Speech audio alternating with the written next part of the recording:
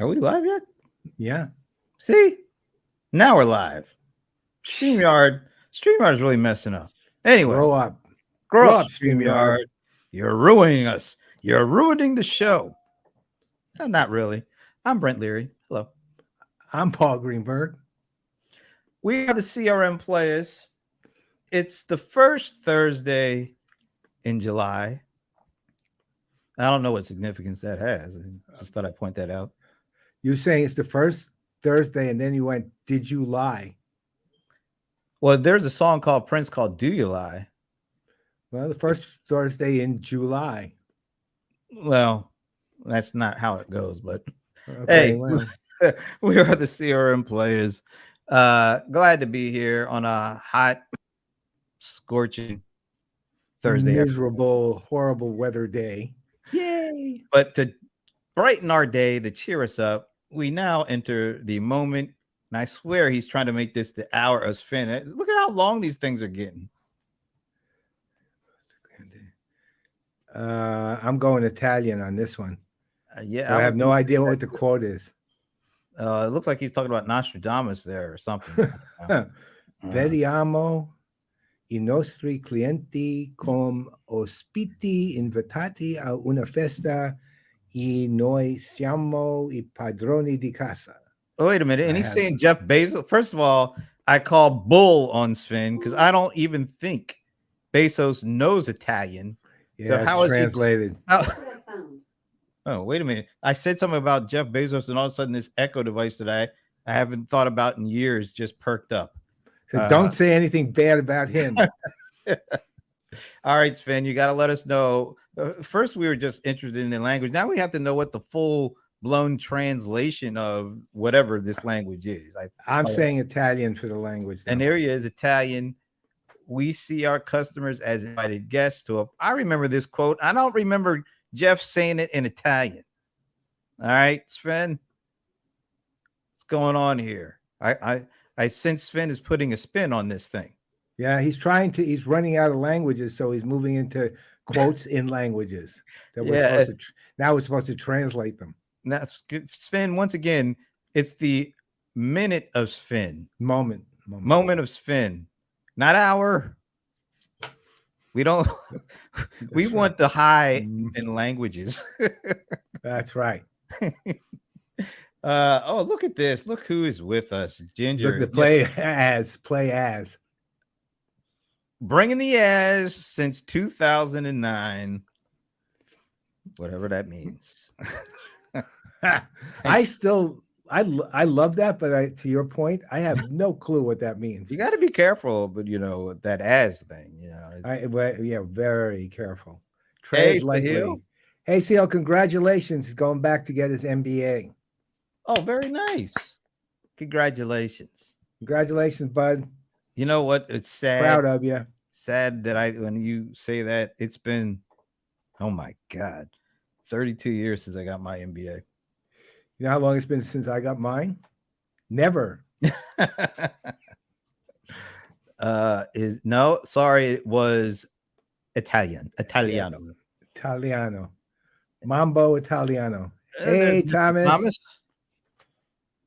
How you doing, buddy? In the house. They did a CRM Convos yesterday on July the 4th. These guys never take any time off, apparently. No, he did once because the happy hour didn't happen due to that technical glitch yesterday. Oh no, no. I mean, they did a CRM Convos on July 4th. That's what I'm saying. What's he care? He was born in Germany. I mean, they don't. That does pose a question. The people over in England, how do they recognize that? They don't. It's just not a holiday for them. Just another day. Canada has Dominion Day on July 1st. Is it an old Dominion Day? No, they're not. They don't. None of them went to school in Virginia, to my knowledge. So I doubt it. Oh, okay. Well, glad Thomas went sailing yesterday. I know that. No, okay. Because we didn't go to the happy hour, so he went sailing because of the glitch. Well, wait a minute. There wasn't a happy hour, remember? I know. Because of the glitch. Yeah, there was a glitch. So he just went sailing instead. Thomas, next time we do a happy hour, we expect you to be on the water, attending the happy hour in the boat, sailing away. We usually have people driving, like Bob Figel has spent about a good month straight driving to pick up his dog, so why not sailing? And he is taking off today. Look at that. Thomas is taking off today. Sahil, do I look out of focus? Little? I can pull in. I put it in focus. But not really, but you know what I think I know what he's saying, but I kind of it looks pretty sharp. I could look. There's the bokeh in the background, but I'm not sure he means that. You know what? It might be because my image is really sharp. Yeah, well, maybe he's just kind of comparing it. I don't know. Yeah, it shouldn't. Mine shouldn't be that much less sharp. Even now Thomas is bragging. Now he's talking about he's flying out to. Why is this not showing up? There it is. Why? StreamYard is having all sorts of issues here. StreamYard always has also. I'm flying out to Spain. Now you're definitely. No, that was deliberate. Now you're there. You're good. Okay, Sahil, what do you think? He says the focus seems to be a little in front of you. I don't know what that means. It looks good to me. I mean, what do you mean a little in front? I'm using this app. This thing is what helps me pull focus. Now I think now he's saying you're good. Okay. All right. Good to know. All right. All right. So we got cool show. We got one guest and one unguest. How do you? I guess that's it's not a guest. It's like an uncola. No, he's better than that. We can't do that to him. But we do have a couple of things to announce. One is a launch, and one is a relaunch, right? Yeah, or else a lunch and a relaunch. Lunch and launch. A lunch and a lunch. You want to do the relaunch first, since the announcement go ahead. The launch.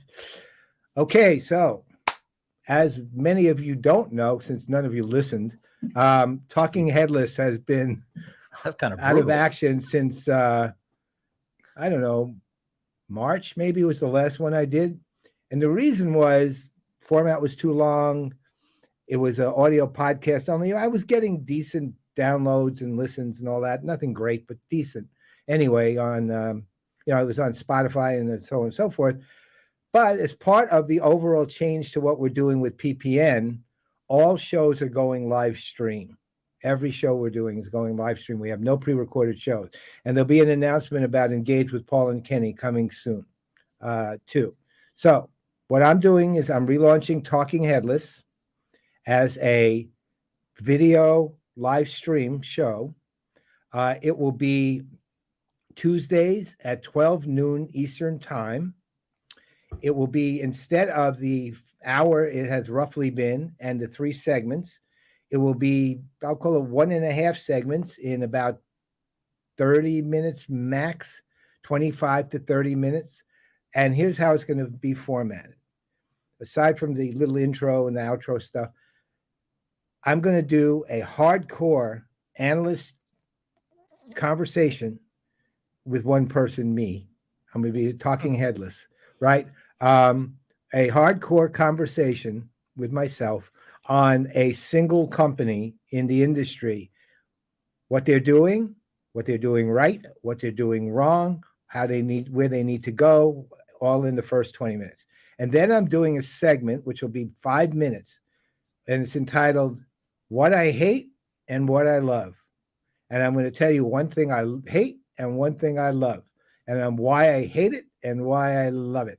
And there'll be 2 different things, by the way. I'm not schizophrenic here. So this is kind of be like a head versus heart conversation you're going to have with yourself. No, because head versus heart can both be positive. What I hate is what I hate. It's going to be something I dislike intensely. Is it always going to be about the industry? No. It could be maybe even a movie, for all I know. Just depends on what moves me at the moment. So, Talking Head, single company, the good, the bad, what to do, and what I hate what I love, and outro and end of show. And I expect all of you this time to be there Tuesdays, starting July 25th. I think that's the last Tuesday of every month, July 25th at 12 noon Eastern. And we'll be putting out notifications on that. I'm working on the final touches right now. Oh, look at that. Your new headless outline sounds interesting, Paul. That must be Bob. Austin. Boston Bob. No, I was going to say Austin. Oh, Austin. Yeah, it's Austin. It's probably Bob. Bringing the less in headless. Very cool.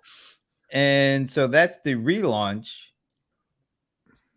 You'll hear soon about the launch of a brand new PPN show from a familiar face. You'll hear about that in a minute. But before we do that, why don't we do this? Hi, Sarita. Sarita. Oh, is that who it is? Oh, look who it is, Sarita. We like Sarita. Way too long, my dear. Oh, love her.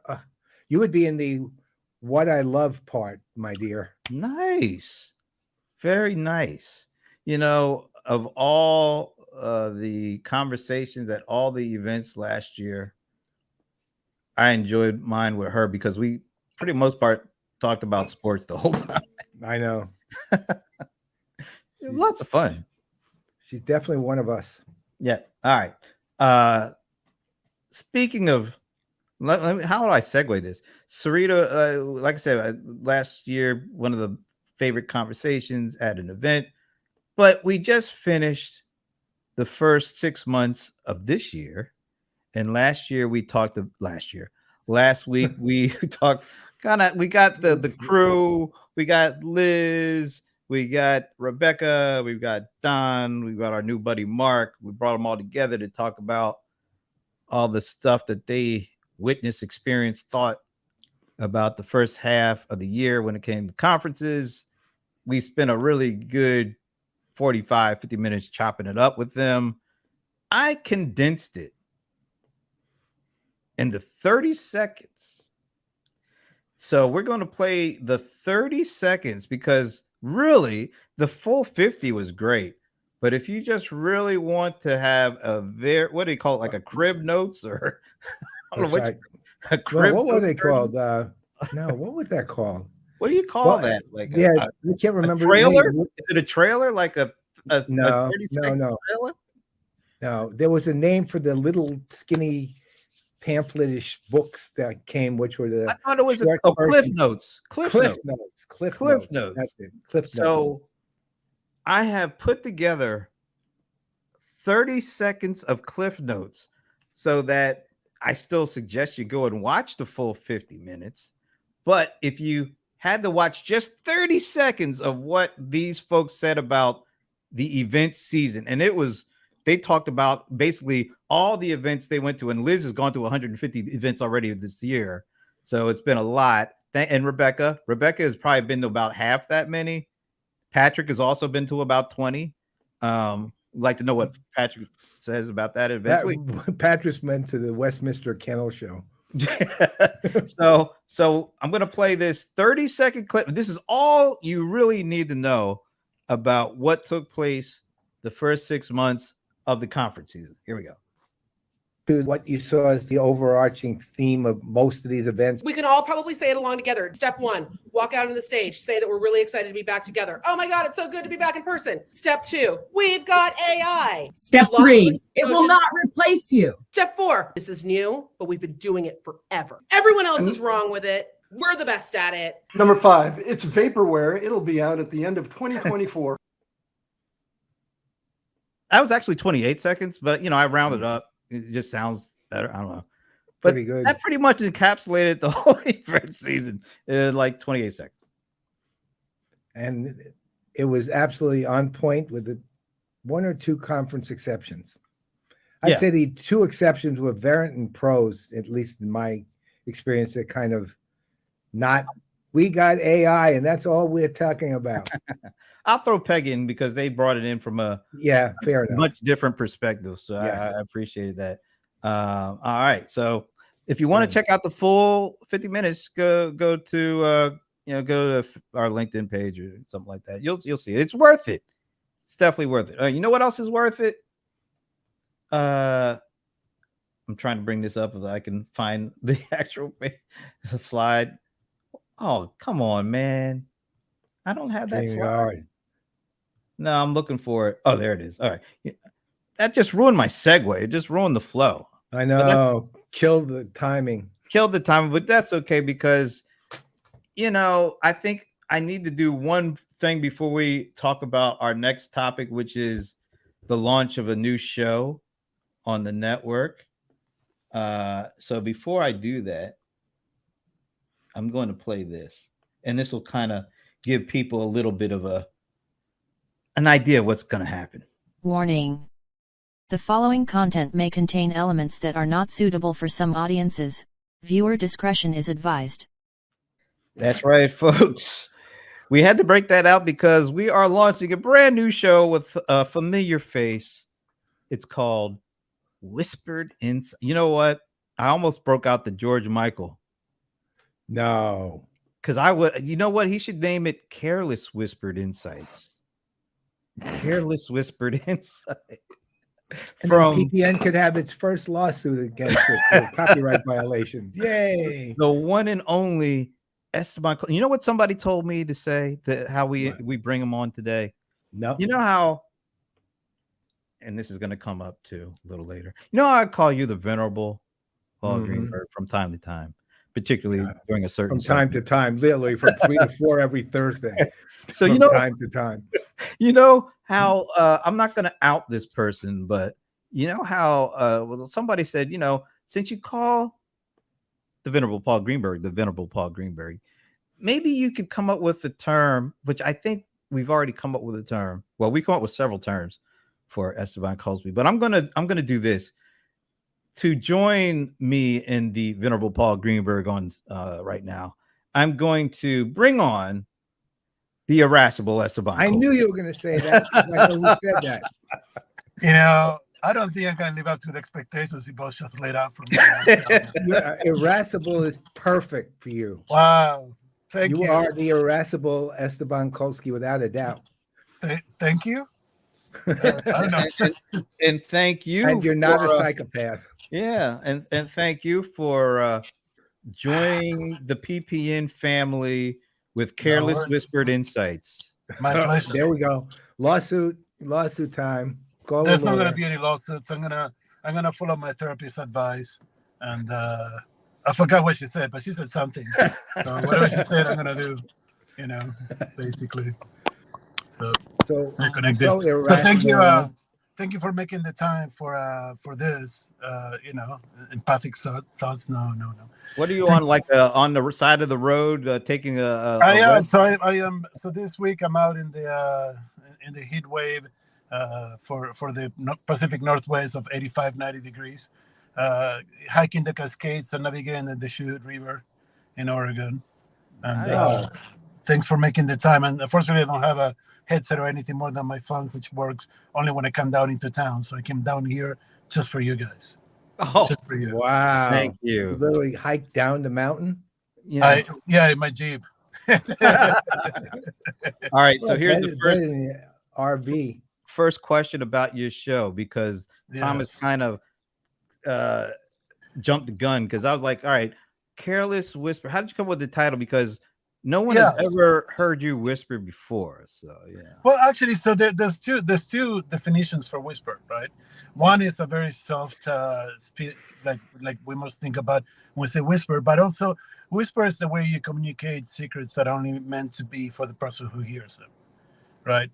And I've been writing about it for the last few weeks on LinkedIn, and I've been saying we have a really critical crisis. I've been saying this for a while, but it's becoming more cumbersome now that we have this whole world of what was it that Liz said? We have AI. So what does it mean and what does it do? So one of the things that I've done in the last few months since I left my previous post and before I decided what I want to do is, like, I've been talking to a lot of people, and the common glue for everything is, like, virtually everybody on the vendor side, on the provider side, executive level, nobody knows what the fuck to do with it. Pardon my language. What the heck to do with this, right? Nobody knows what it means to them. They'll say, okay, I get insights, I get AI, yeah, I get machine learning, I get all this stuff, call it whatever you want, but what does it mean to me? And nobody knows what it means. And the worst part of that is like the people that they look to when in a time of crisis to try to make sense of it are becoming not really dependable when it comes to actually providing good direction that it means for that company, for that person, right?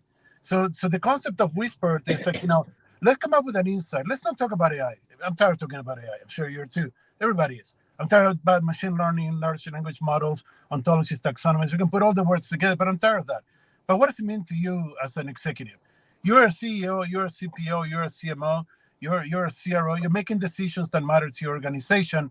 How do you make that decision? Who do you trust for insights on the technology, insights on the market, insights of the world that actually will give you a much better way to actually produce and deliver what you're looking for? And that's the concept of Whisper Insights. It's like, let's look at all this stuff that is coming out. Let's narrow it down to the stuff that actually matters, and let's see how that applies to you, Mr. Executive, and how you're going to use that to make decisions and actually implement and go forward. And that's the whole idea of Whisper Insights. Now, because you know me, since you made those disclaimers, you know that it's all about the conversation. It's not about the insight. It's about the conversations. How do we get there? How do we get to that insight? Let's talk out loud. Let's not have these conversations behind closed doors that only apply to you. Let's talk out loud. Let's get the insights that matter to you, but let's talk out loud about the process of getting there. Let's show the work that it got us there, right? When we were in math class, we were told to show our work or you didn't count. Well, let's show the work. I mean, there's all these charlatans out there going like, AI is not going to take your job, but somebody using AI will. Please, give me a fucking break. I mean, seriously. If you're going to make that an insight, I mean, get another job, get a real job or something, The insight would be like, what would a person using AI would contribute to you or your company? That's the insight. How do you actually specify that? Let's show the work that it gets to get to that. And that's what this show is going to be about. It's about having those conversations. I'll pause so you can actually ask any questions, but I can keep going. I have the format of the show. I can tell you about what we're looking for. I can tell you anything else, but do you have any questions? No, yeah. good. Are you going to actually talk to other people, or are you just going to? Well, that's the next part. Excellent segue, Paul. It's almost like we practice. So, the idea is not for me to talk because I hate to just talk by myself. I know it's hard to believe, but it is. No. But I have 4 co-hosts with more potentially to come, but there are 4 people who were brave enough to agree to do this. In no particular order because they're all excellent at what they do. Dr. Lauren Vargas. And if you know Lauren Vargas, Lauren is just one of the most intelligent, most amazing people ever met. She's a doctor because she has a PhD in museum sciences or something like that. She knows more about communities and how to actually embrace and engage communities. She's working on projects that are going to change the way we actually communicate as between each other and how museums present the information, art, and everything to people in the digital world. She's absolutely amazing, out of this world, and we had several conversations that would be fantastic to put in front of people. These people are people that I talk to constantly, and I would like to put these conversations in front of the public. This is why I'm bringing them as co-host, right?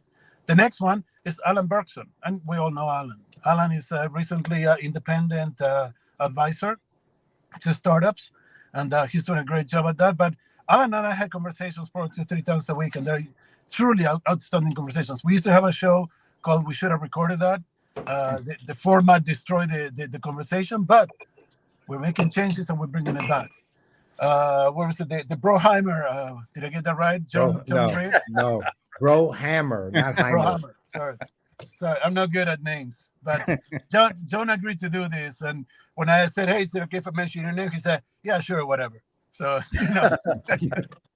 he's in.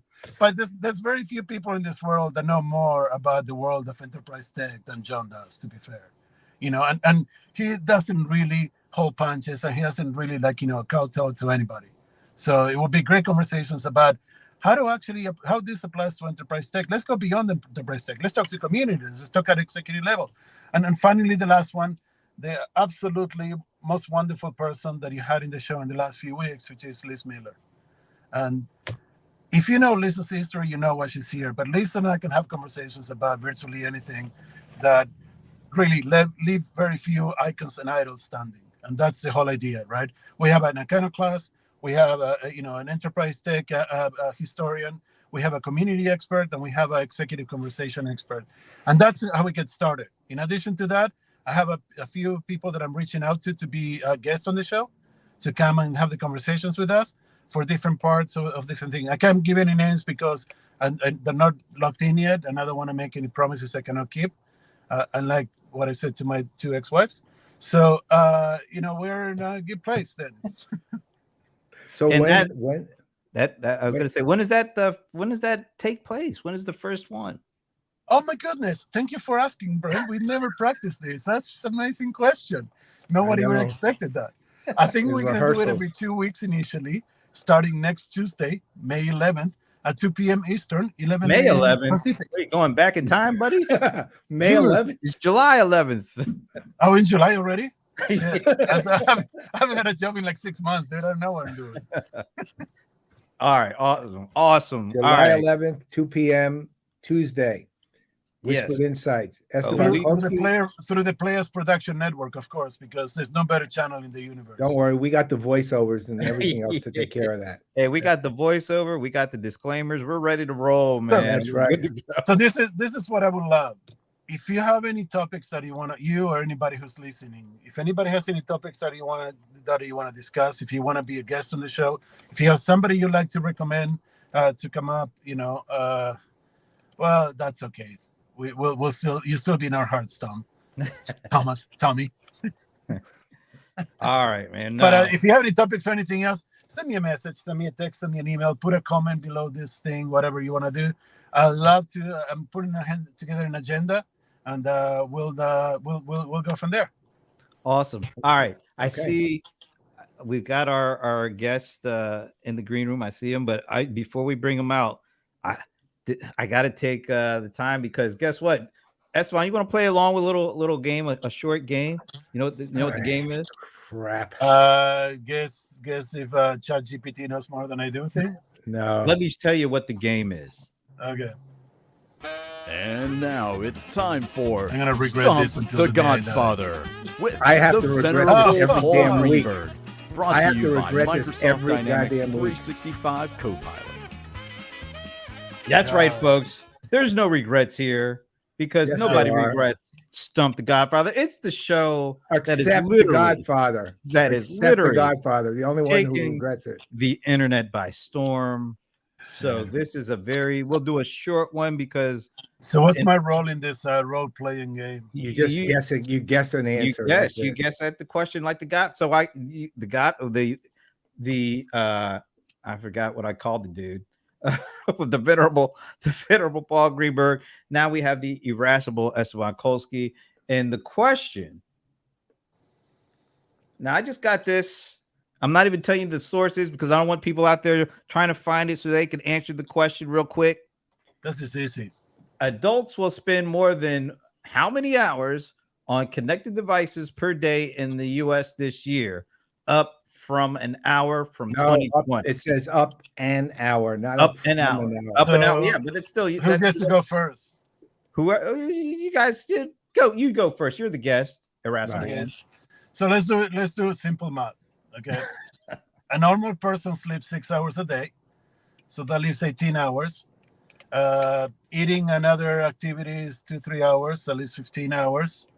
Time that you tell yourself I shouldn't be looking at my phone because I'm on a date or whatever, that's another hour or two, so that gets us into 13.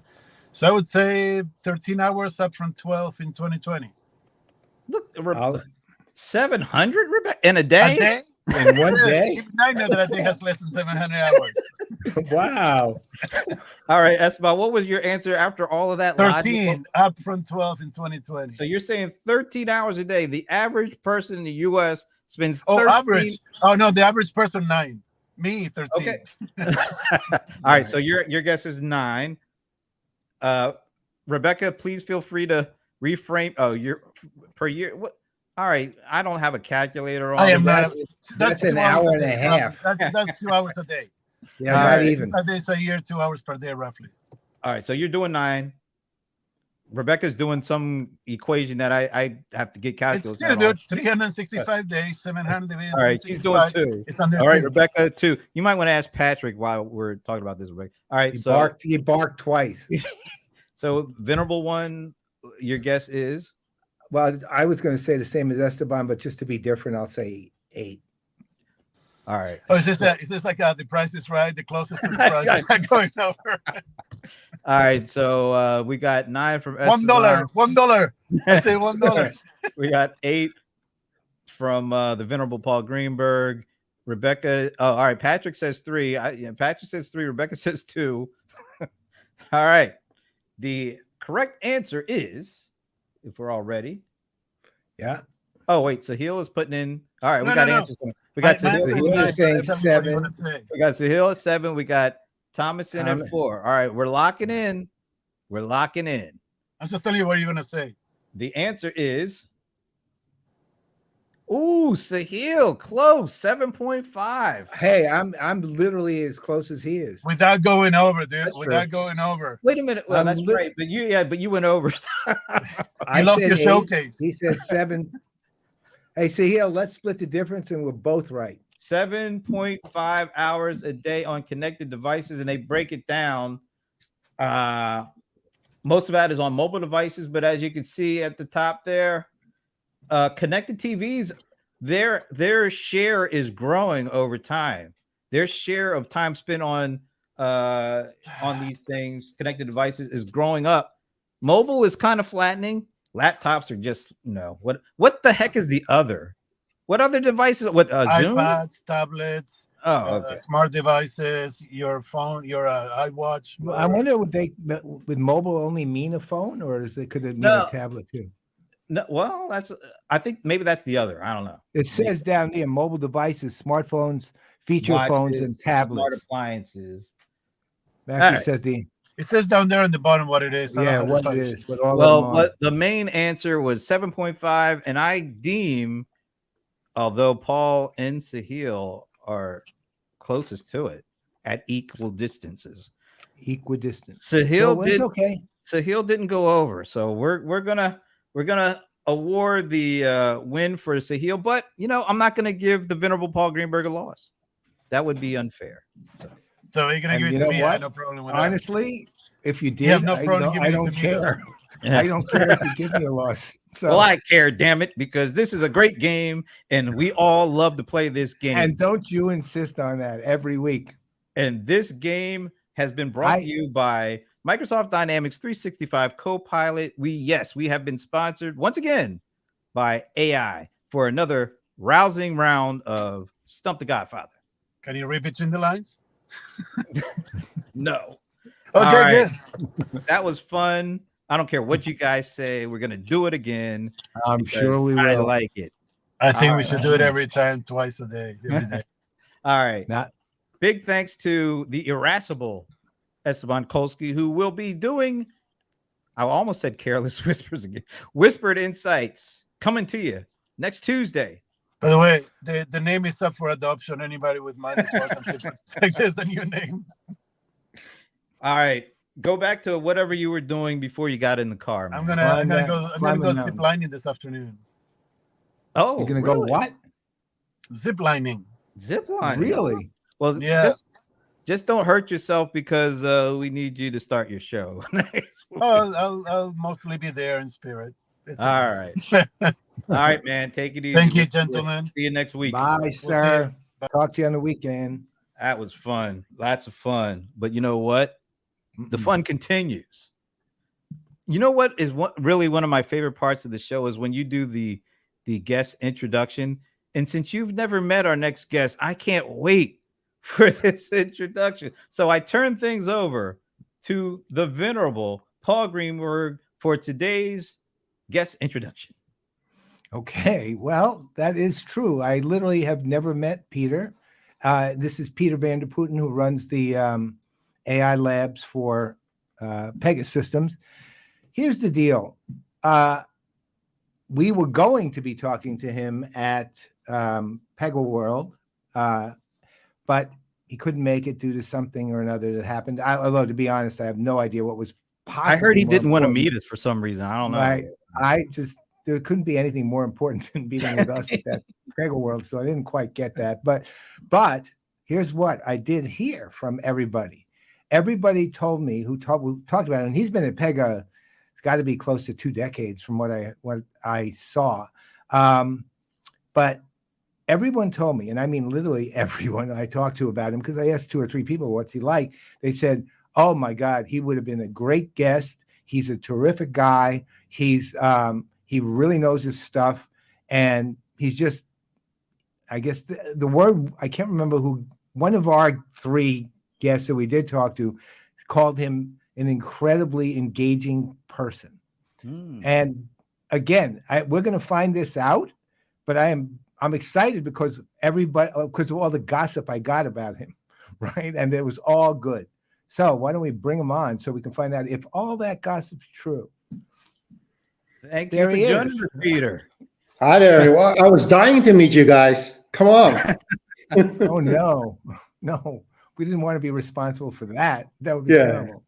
Right. So tell us.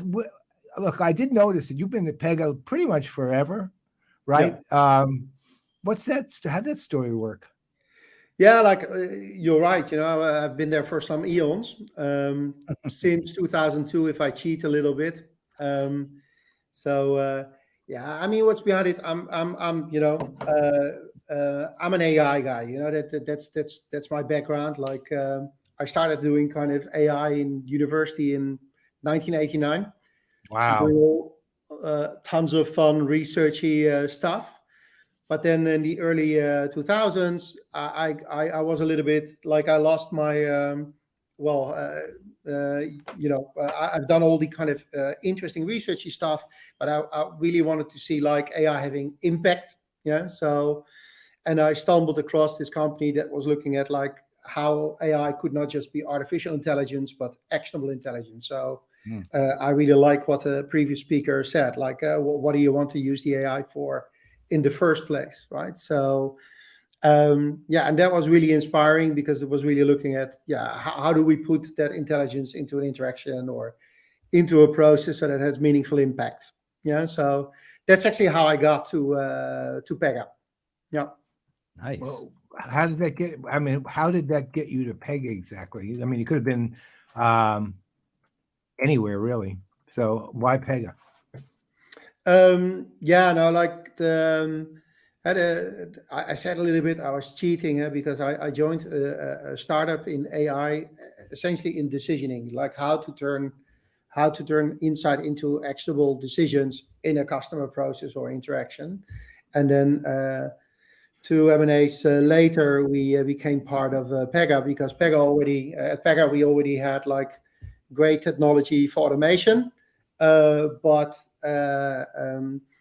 the idea then was like, hey, if we already have the muscle to automate stuff, at some point you want to become smarter about what you're doing, right? So, and then came along the brain, that I've been working on. So brain and muscle together. That's a great combination. So I was on your LinkedIn profile and you posed this really interesting, I don't know if it was a rhetorical question or it's just a thought, but you said, and I'm paraphrasing because I don't have it right in front of me right now. If we are able to have autonomous automobiles, why can't we have autonomous enterprises? And I was like, that sounds like a good thing to ask Peter when he comes on the show. So, talk a little bit about, because at Pega World, there, we got a really interesting, I thought one of the interesting parts of the keynote was tying together automation, AI, and this idea of the autonomous enterprise. Maybe you could kind of talk about how automation and AI are or should come together, and how does that lead to, this idea of an autonomous enterprise, and even what is an autonomous enterprise, really? Yeah, I mean, it's a great question, right? So in a way, autonomous enterprise could be a North Star, or where companies might be going next. If we think about autonomous systems, of course, indeed, the first example that comes to mind is an autonomous car, self-driving car. And let me debunk one myth straight away. When people hear autonomous, they think not in charge. But essentially, I think you're even more in charge if you're part of an autonomous system. If you think about an autonomous car, I set the destination. This is where I want to go. Yeah. But maybe I also make choices like, I want to get there as quickly as possible, or take me on a touristy ride, or whatever it is. And then the car constantly kind of sends, decides, acts, combines brain and muscle to get you towards that destination. So constantly kind of balancing those goals. So in a way, the autonomous enterprise is like an autonomous car. It's a self-driving business that applies both AI and automation to continuously optimize the goals that you have in the organization across, all your customer interactions and all your customer processes. And similar to how you can't really imagine an autonomous car, without AI, likewise, the autonomous enterprise actually requires AI. It's no longer just a nice to have. It's actually a must, similar to how you need intelligence in the car as well, right? Because the car needs to constantly kind of analyze all the data that's streaming at it, make sense of it all, turn it into split-second decisions, then take the actions, but also capture the outcome. And in a way, maybe it's strange as an AI guy, like what the previous speaker said, like, everyone is talking about AI, maybe we need a different word. There was this thing before AI, which was called cybernetics. Yeah, it's all about, cybernetic feedback loops, right? So how can we take actions, but also learn from that outcome and become better? If you think of marketing, this whole idea of closed loop marketing or evidence-based marketing essentially kind of embodies that same idea of a cybernetic feedback loop. And I think that clarifies things a lot, if that sounds a little bit academic, but when you talk to businesses, they go like, we are doing tons of AI. Yeah, what are you doing? Yeah, we have loads of data scientists locked in a basement running reports. Well, that's not about getting into a real-time feedback loop with your customers, of course, right? So whereas if you say, well, we're constantly making, like in a marketing context, constantly making offers across all channels. We're using both left brain and right brain AI to figure out what's most relevant, but we're also immediately learning from all the feedback we get. And we close the loop back from like a month to split-second learning from those interactions. Then you're really more into an autonomous way of in this case, driving your marketing. But this could also apply to anything in your company, right? So turning your turning products more into service experiences, or doing more with less, becoming more effective and efficient in all of your business processes and stuff like that. So if you go back several years, you and Pega was actually a leader in this too. You had robotic process automation. Yep. Then Phil First and Horses for Sources pushed the idea a little bit of, okay, RPA, that's over with, integrated automation, right? That was his next phase. Now we're talking autonomous enterprise, and I'm a little unclear, but how is there any actual difference between the idea that, say, Phil and I think you guys kind of picked up on it too for a little while, integrated automation and what you're defining as an autonomous enterprise? Is there any difference? And if there is, what is it? Yeah, no, I think Phil would tell you that there is a difference, because they're actually starting to move from intelligent automation into autonomous. And using those concepts as well, right? So I think it's exactly that maturity curve that you describe here. Like first, maybe all your work is not automated, so you just maybe the step one is to manage it, see what's happening with your customer processes, for example. Next step is to automate it. Awesome, you get benefits out of that, but at some point you're just more efficient at doing the wrong thing, right? So then you go like, let's move into intelligent automation. Let's sprinkle little bits and pieces of intelligent decisions and all these customer processes and interactions, which is great. It's the next level up in terms of driving more benefits. But when you think about autonomous, I think then it's really more about moving up a notch, right? We as the business, we set the goals for the business, what we want to achieve. Yeah.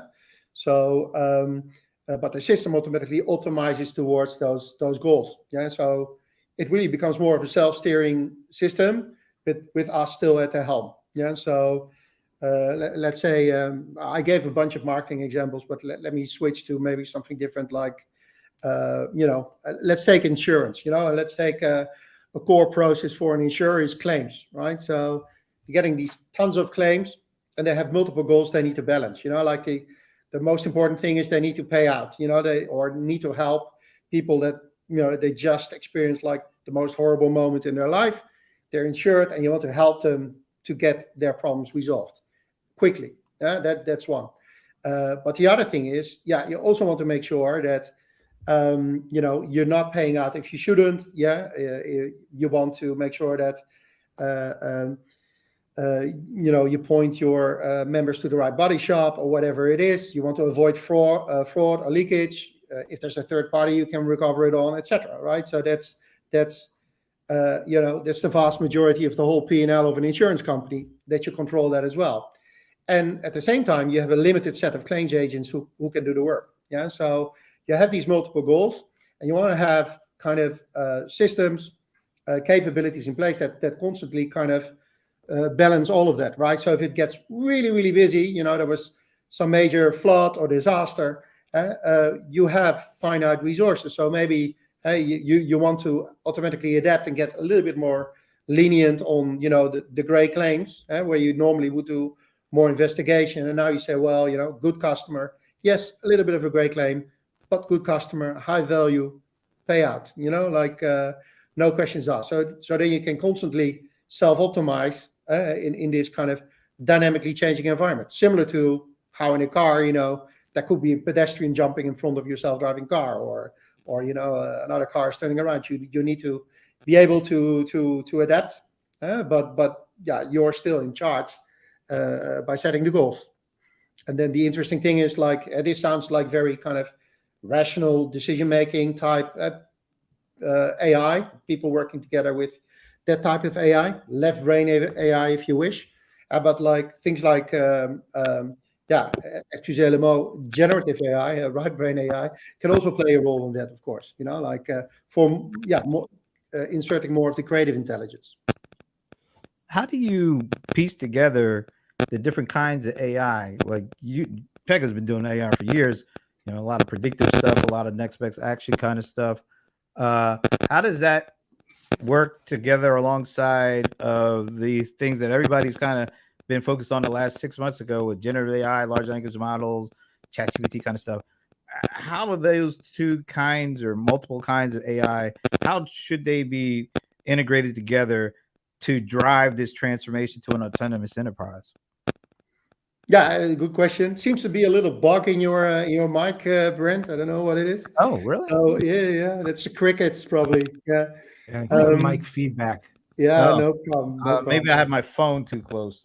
Okay, there you go. Did you hear the question though?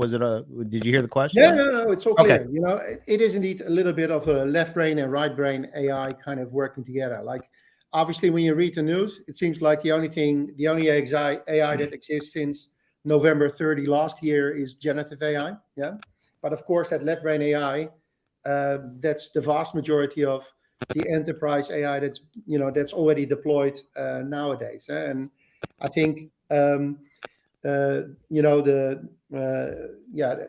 need both to get good results. So to give you an example, right? So let's say in a marketing context, it's not my AI voice. I'm real. Well, mostly.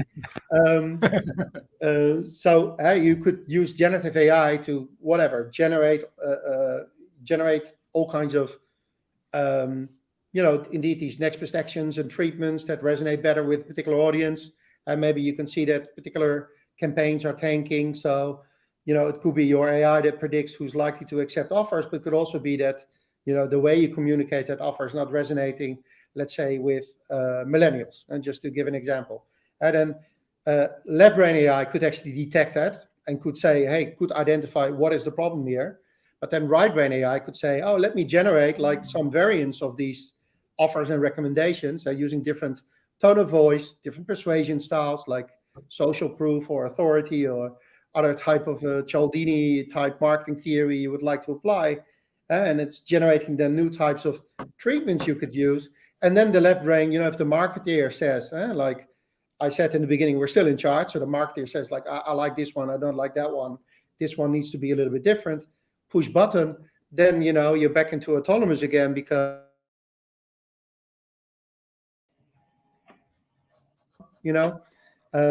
maybe we should use a millennial style kind of treatment, see if that works better.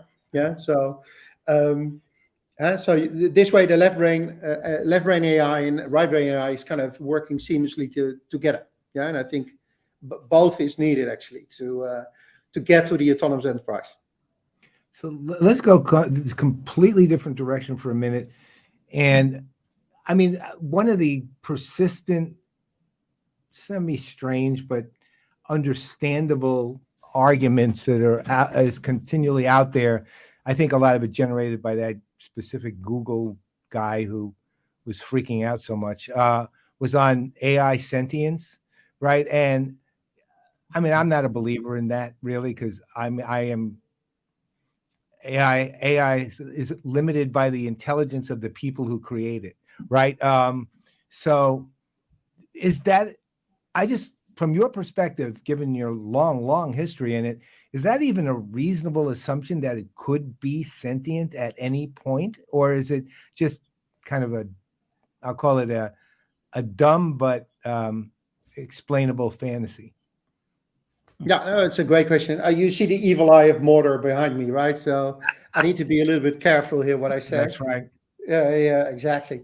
No, I'm with you. Like the Google guy Blake Lemoine had with his thing, like, oh, Lambda, my large language model became sentient last summer. It feels like 100 years ago. That's of course a little bit ludicrous. But it's also somewhat understandable in a way, right? Because think about it, like, why is AI such a topic, right? So I think it's two things, one is it's the two F's. Yeah. One is the F of fear, right? So, and fear sells, like we all like horror movies. Yeah. So in a way that actually makes it even more interesting. But of course, we thought we were at the center of the universe. Along comes the AI. Is it going to take our place? Question mark, right? So it plays into that fear of losing control. No wonder that the biggest science fiction movie in the 1920s was Metropolis, a movie about a robot taking over the world, right? Or even the word robot comes from the play, a Czech play from the 1920s. Karel Čapek. Exactly. Čapek. Yeah, exactly. Was some universal robots. So, that's right. But if we would only be afraid of AI, it would have evaporated. Stuff we don't like, we get rid of it.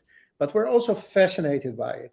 I think that fascination is not really a fascination with AI, actually. It's kind of a fascination with ourselves, right? So who are we? What is it? What makes us human? Not just intelligence, but lots more, creativity, emotions, all of those things, And then, yes, AI scientists are studying that.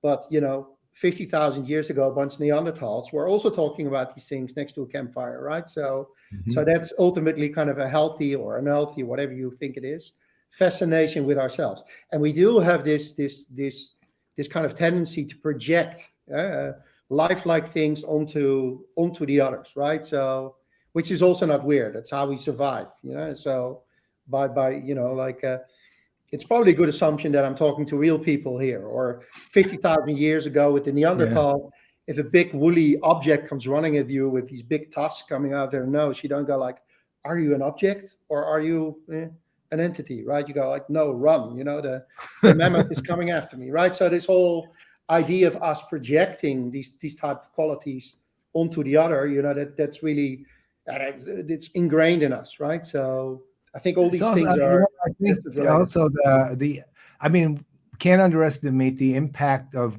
things just like to your point about RUR and Karel Čapek and Metropolis movies and Skynet. Skynet actually weirdly had a real impact on people. Like went pretty far. I mean, people believe that was a future credible threat, right? So. I think, to be honest, I understand and completely respect the concerns that people have around AI. I'm completely against pausing letters because super intelligence is coming and taking over the world. Right. Actually, because it's sucking the air out of the real important discussion, and that's what are the present day opportunities of AI, and also what are the present day harms of AI. The present day harms of AI primarily not because AI is super intelligent. It's more about artificial unintelligence, right? So biased decisions, or decisions that are not transparent, or no ability to layer rules on top of what all these super duper machine learning models are telling you, right? So I think it's way more important to talk about present day opportunities and risk and harms of AI, and how to deal with that. You hear the funny accent. I'm calling here from sunny Amsterdam, right? So in the EU, good socialist as we are, we're introducing kind of all kinds of regulation around the EU AI Act, how to make sure that we apply AI in a trustworthy and responsible manner. But I think that's a good thing. It will only lead to innovation of like sustainable, responsible, trustworthy AI. And actually in the US, there's a lot of, there's also developments in that area. It's a little bit behind, but the White House published the US AI Bill of Rights, which a little bit more of policy doc. Yeah, so it's not at the stage of regulation just yet.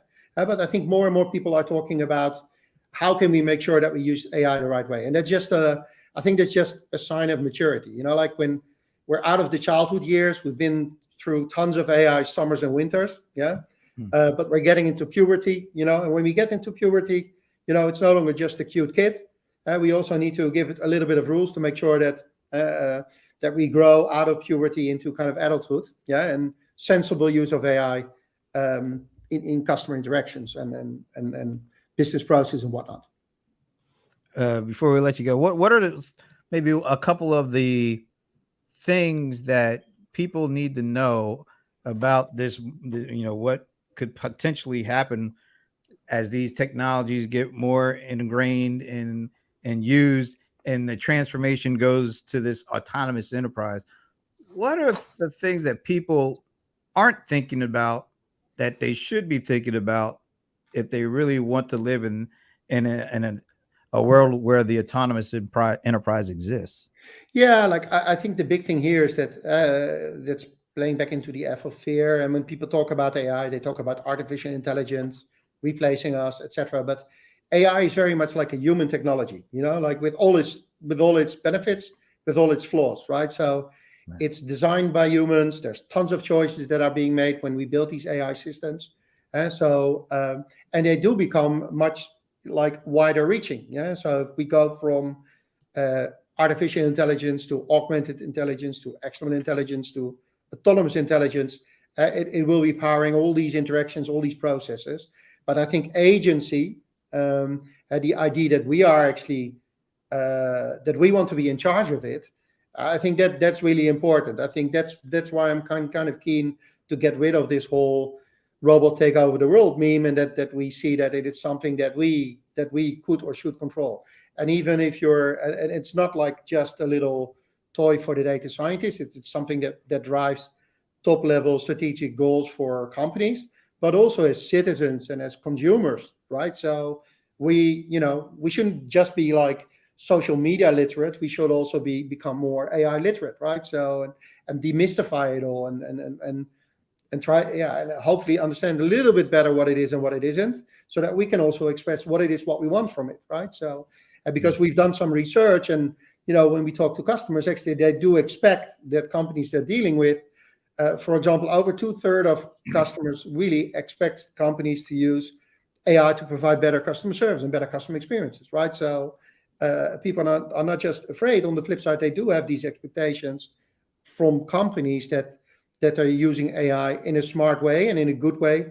And good is all the talk about bias and transparency and difficult stuff aside, it's really simple. You need to have these automated systems should act in the interest of all the stakeholders. So could be the company. Of course, you have your commercial goals in marketing and operations and service and whatnot, but also in the interest of the customer. I think that's, if you apply that very simple rule, like to marketers, that will make sense. But I think it's not more difficult than that, right? So that's how we should design the autonomous enterprise. That's how we should design our AI systems, right? So, and then it's something that customers don't just accept. No, it's something that customers want, something that customers expect from you. Amen. Awesome. Well, Peter. Thanks. And we know it's late over there. What time is it over in Amsterdam right now? It's what is it? Where are we? We're 10 p.m. 10 p.m. Oh my God. Oh, thank you so much for Yeah. staying up with us, because this was a great conversation. We enjoyed it, but there's one last question that we have to ask you, because as much as we've enjoyed this conversation, depending on how you answer this, we may never speak to you again. So this is like, serious stuff here. I don't even know. Do you even pay attention to American football? Oh, not that much, actually, to be honest. Yeah. You know what? That's okay. It's a perfectly acceptable answer. There's only one bad answer, and that ain't it. So we will be glad to speak to you. And really, we would love to, maybe next year at Pega World, get a chance to finally meet you in person too. Yeah, that would be great. Awesome. Love to come back on the show. Awesome. All right. Absolutely. Well, thanks so much again, and thanks for the time. And we'll definitely be speaking to you in the future. And I'll definitely be checking out your LinkedIn profile, because you post a lot of interesting stuff there. All right. Thanks again, man. All right, Peter. Thank you, my friend. Bye-bye. Bye. That was great. Yeah, he really, it's amazing how well he articulates everything. One phrase that sort of captured me, even though it was just mentioned in passing, when he called generative AI right-brained AI. Oh, I know that would catch you. Yeah, it did. And I never thought of the AI from left brain, right brain, but he's right. He's correct. By the way, Sarita, I know who that is. That is definitely Sarita. The answer is not the Seahawks. You know the answer, Sarita. Well, her answer is the Seahawks, but no. All right. And one thing before we close too, I want to do a shout out to Michael Klein, who was on the call, listening in today. Michael just launched his own consulting company, so congratulations, my friend. And he is like the master of retail. He ran Adobe's retail practice for many years. If anybody I've ever met knows his stuff when it comes to the retail world, it is him, period. He's just absolutely incredible. So Michael, congrats on your consulting companies already. If you take a look, you'll see he's already involved in some things. So big shout out to that guy. Cool.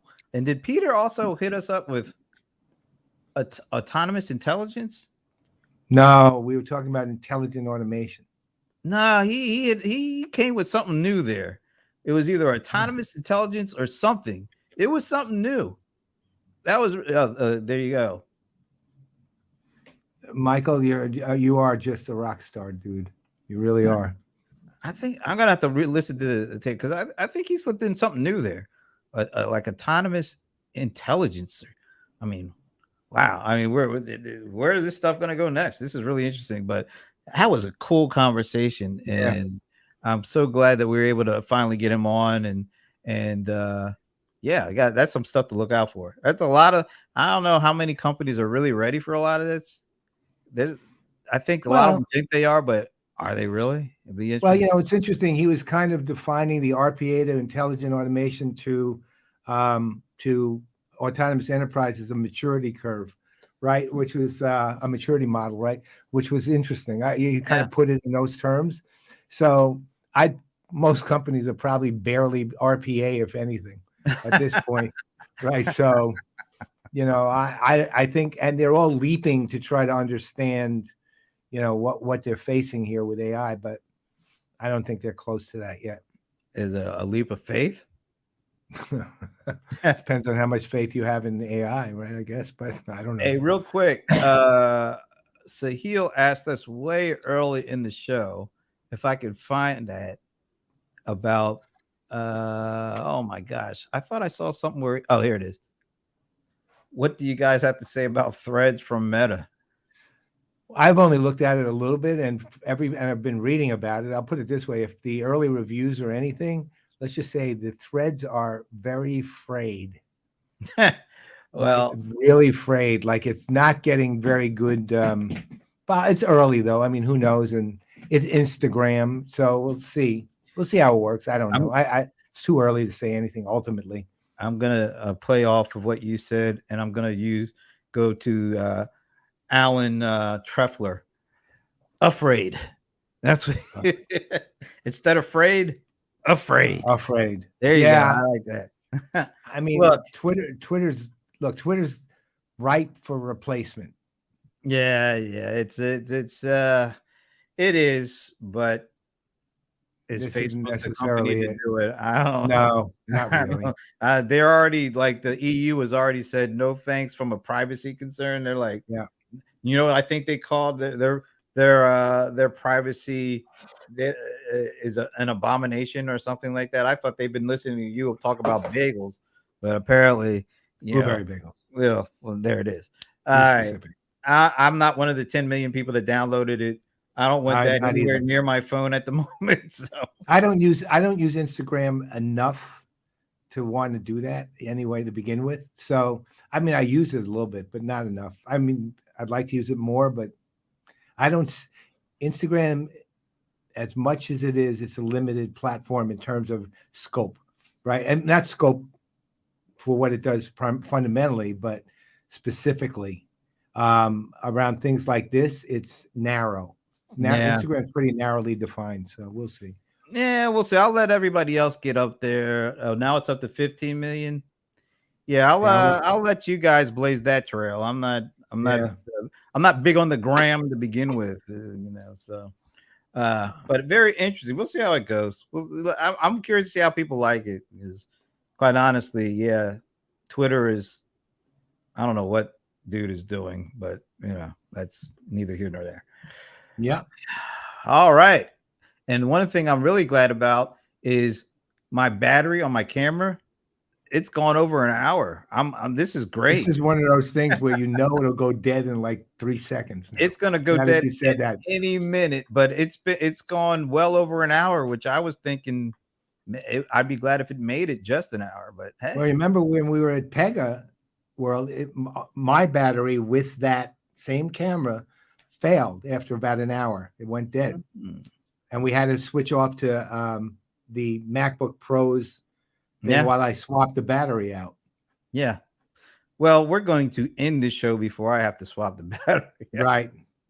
But this has been another good one. Oh man, from Careless Whispered Insights to Peter coming and joining us.